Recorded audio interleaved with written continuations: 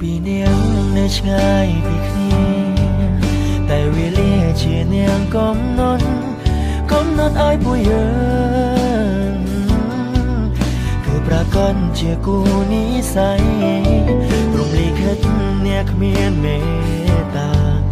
ឲ្យក្តីស្នេហាត្រូវបញ្ចប់តែចិត្តខ្ញុំមិនអាចបញ្ឈប់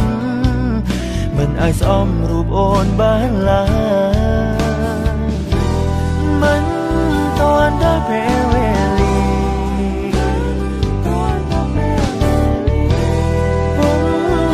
ាក៏ចាចេញទៅ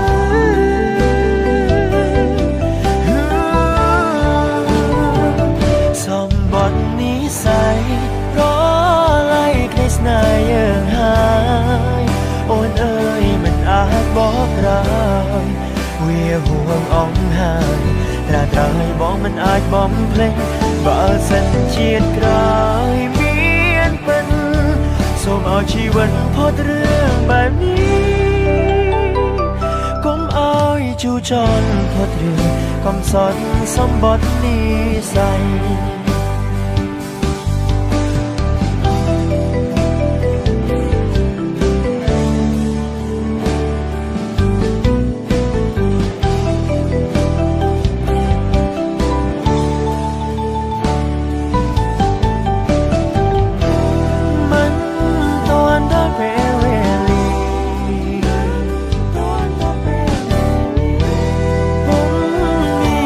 ចាចេញទៅ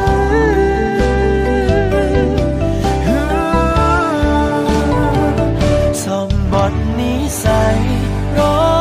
លាយក្តីស្នេហ៍យើងហើយអូនអើយមិនអាចបកក្រោយ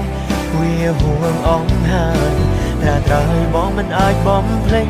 បើសិនជាតិក្រោយមានពិនសូមឲ្យជីវិតផុតរឿងបែបនេះកុំឲ្យជូរចត់ផុតរឿងកំសត់សម្បត្តិនិស្ស័យ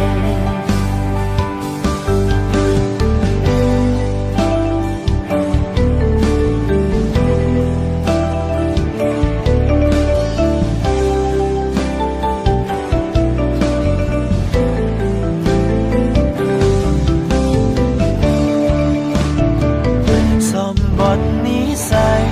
រលាយក្តីស្នេហ៍យើងហើយអូនអើយមិនអាចបកក្រោយវាហួងអង្ហើយត្រាត្រឲ្យបងមិនអាចបំភ្លេចបើសិនជាតិក្រោយមានពិនសូមឲ្យជីវិតផុតរឿងបែបនេះ